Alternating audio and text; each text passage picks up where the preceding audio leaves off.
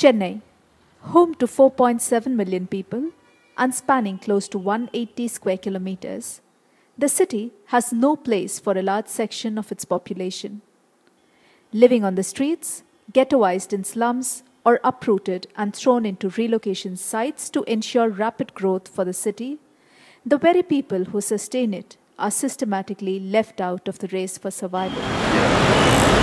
Criminalized and stigmatized, the homeless live on the streets of this burgeoning metro in a state of perpetual lack. நான் 3-4 தலைமுறைங்களா இங்க தான் இருக்கறோம். இதே NSC post ரோட்ல தான் வசிச்சின்னு வரோம்.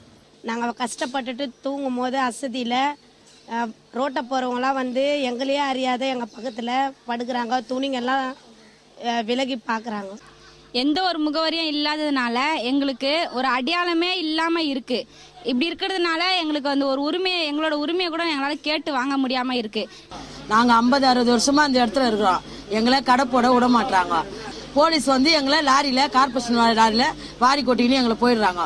பொழைக்க விட மாட்டாங்க. எங்களுடைய அழுவும் பொருள் எல்லாம் எடுத்துன்னு போய் குப்பை தொட்டியில கொட்டிடுறாங்க. அதை போய் கேட்டா எங்களுக்கு போலீஸ் வந்து எங்களை கேஸ் போடுறாங்க. நைட்டு லேட் ஆச்சுன்னா என்னால் வந்து நிம்மதியாக படுக்க முடியல.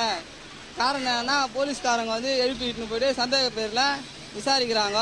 நாங்கள் வந்து இந்த ஸ்ட்ரீட்டில் இருக்கிறோம். அடிப்படை வசதி தான் இல்லை, எங்களுக்கு சுதந்திரமும் இல்லையா இந்த நாட்டில். Dangerous and unhygienic, in various stages of dilapidation, with no access to drinking water, sanitation, or electricity, the houses are a site for struggle between slum dwellers holding on to this last bastion and the powerful state and wealthy corporates pushing them to ever-shrinking islands of deprivation. 20 வருஷமா நாங்க அங்க இருக்கிறோம். இந்த 20 வருஷத்துல ஒரு நாள் கூட ஏறி விடாத நாள் கிடையாது. ஏரியா கட்டின்னு இங்கே கிடக்குறோம். ஒரு அட்டையை கட்டி அத்தை எடுத்து போட்டுக்கின்னு இங்கேயே நாங்களும் ஒட்டாரமாக இருக்கிறோம். எங்களுக்கு ஒரு முடிவு இது வரைக்கும் சுப்பு எடுக்கலை. பார்த்தீங்கன்னா போன வருஷம் 7ஆம் மாதம் கூட தீ விபத்து ஏற்பட்டது. இந்த மாதிரி அடிக்கடி 20 வருஷமா அடிக்கடி ஒரு 10 வாட்டினா எரிஞ்சிடுச்சு.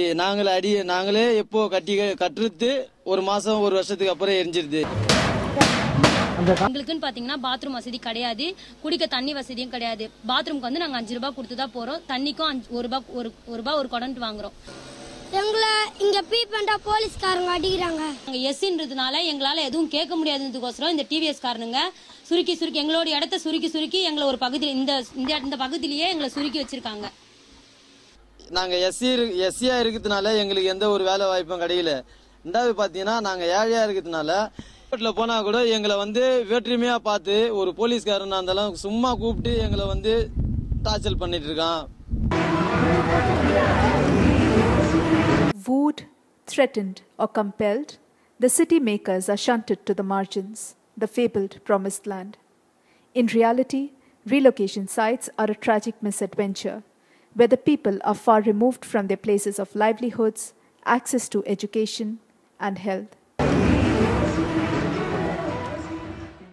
எல்ஜி ரோட்லேருந்து எங்களை வந்து வீட்டை எரிச்சு இங்கே அனுப்பிச்சி விட்டாங்க. நாங்கள் வந்து இங்கே 4 வருஷம் ஆகுது. செத்து மடிறோம். நாங்கள்னா செவ்வாய் கிரகத்தில் தான் வந்திருக்கோம்.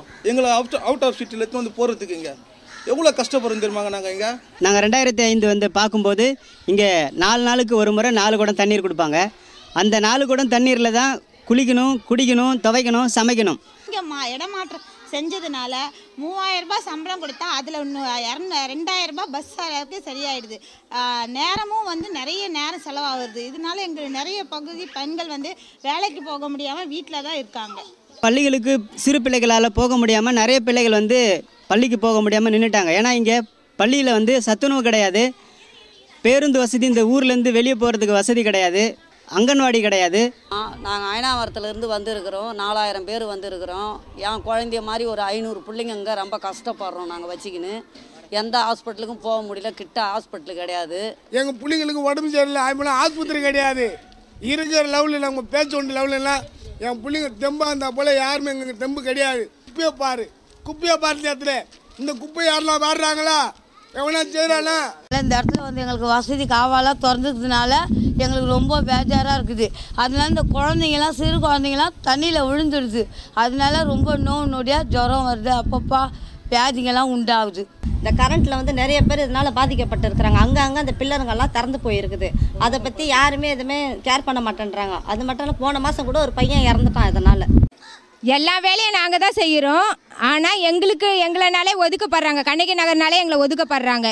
வெளியில் வந்து எங்களுக்கோ எங்கள் ஹஸ்பண்டுக்கோ கண்ணகி நகர்னு ஒரு ப்ரூஃப் கொடுத்தா வேலைக்கு வேணாம் அப்படின்னுறாங்க. நான் வந்து இப்போ பொதுவாக ரோட்டில் நடந்து போகும்போது போலீஸ்காரன் சந்தையை போட்டு அடிக்கிறானுங்க. டீ காடியில் நின்று டீ குடித்தாலும் பொண்ணை கலைக்கு வரேன்னு சொல்லி எட்டி ஓதிக்கிறானுங்க, ஒரு லட்டியில் அடிக்கிறானுங்க. குறைகளும் மக்கள் கூறியும் இன்னும் அரசாங்கம் வந்து 10,000 வீடுக்கு மேலே கட்டி மக்களை இன்னும் குடியேற்றத்துக்காக அரசாங்கம் முடிவு செஞ்சிருக்கு. Behind the struggles of everyday existence is a deeper struggle to combat this alienation. This is done through rejection of the state that has turned tormentor, by collectively wresting rights that were denied, by questioning the process of stigmatization, and by reaffirming that this is home and we are here to stay.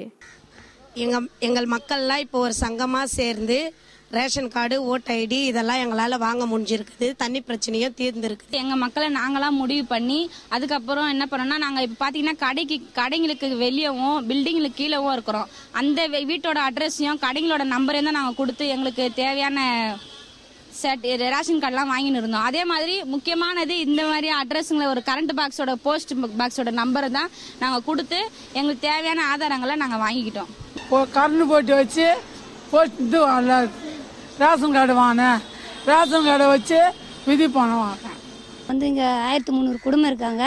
தண்ணி பத்தலை எங்களுக்கு. நாங்கள் போய் மறியல் பண்ணி இந்த டேங்கியை வர வச்சோம். நாங்கள் துட்டு கொடுத்து தான் வாங்குறோம்.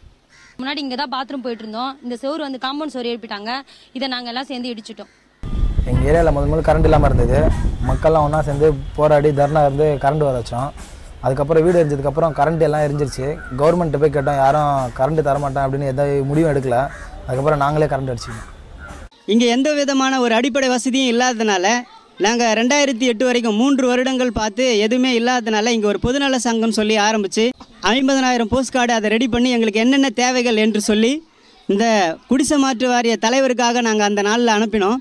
அவர்கள் 10 நாள் கழித்து மக்கள் குறை தீர்க்கிற முகாம் என்று சொல்லி ஒரு முகாம் மீட்டு வந்து ஒரு மாதத்தில் ஒரு நாள் விட்டு ஒரு நாள் தண்ணீரும் போக்குவரத்தும் பள்ளிகளுக்கு சத்துணவும் 10ஆம் வகுப்பு இருந்ததை 12ஆம் வகுப்பாக மாற்றினார்கள். அடுத்தபடியாக பேருந்துகள் வசதிகள் ஏற்படுத்தி பள்ளிகளுக்கும் சிறுவர்களுக்கு பேருந்து வசதி ஏற்படுத்தி கொடுத்தார்கள். மக்களே நாங்கள் சேர்ந்து ஒரு கூட்டமைப்பு ஒன்று உருவாக்கணும்.